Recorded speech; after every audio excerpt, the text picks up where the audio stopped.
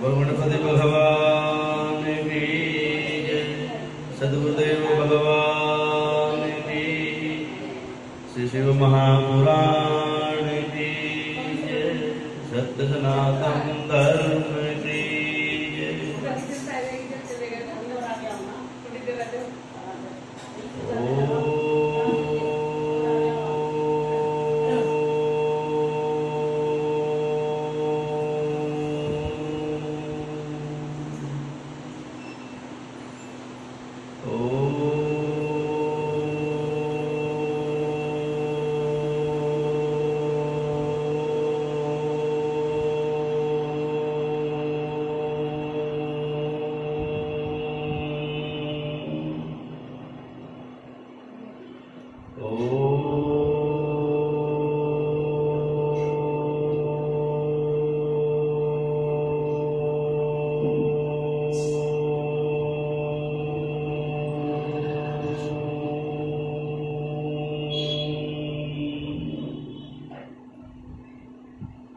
गजाननं भूतगणाधिसेवितं कपित्थजम्बूफलचारुभक्षणम् उमासुतं शोकविनाशकारकं नमामि विघ्नेश्वरपादपङ्कजम्। गुरुर्ब्रह्मा गुरुर्विष्णु गुरुर्देवो महेश्वरः गुरु साक्षात् परब्रह्म तस्मै श्रीगुरुवे नमः। अखण्डमण्डलाकारं व्याप्तं येन चराचरं तत्पदं दर्शितं येन तस्मै श्रीगुरुवे नमः। रामाय रामभद्राय रामचन्द्राय वेदसे रघुनाथाय नाथाय सीताय पतये नमः। नीलाम्बुजश्यामलकोमलाङ्गं सीतासमारोपितवामभागं पाणौ महासायकचारुचापं नमामि रामं रघुवंशनाथं। राम रामेति रामेति रमे रामे मनोरमे सहस्रनाम तत्तुल्यं राम नाम वरानने। ध्येयं सदा परिभवग्नमभीष्टदोहं तीर्थास्पदं शिवविरञ्जनुतं शरण्यं भृत्यार्तिहं प्रणतपालभवाब्धिभूतं वन्दे महापुरुषते चरणारविन्दम्। कृष्णाय वासुदेवाय हरये परमात्मने प्रणतक्लेशनाशाय श्रीकृष्णाय वयं नमः। मूकं करोतु वाचालं पङ्गुं लङ्घयते गिरिं यत्कृपातमहं वन्दे परमानन्दमाधवम्। मनोजवं मारुततुल्यवेगं जितेन्द्रियं बुद्धिमतां वरिष्ठं वातात्मजं वानरयूथमुख्यं श्रीरामदूतं शरणं प्रपद्ये। अतुलितबलधामं हेमशैलावदेहं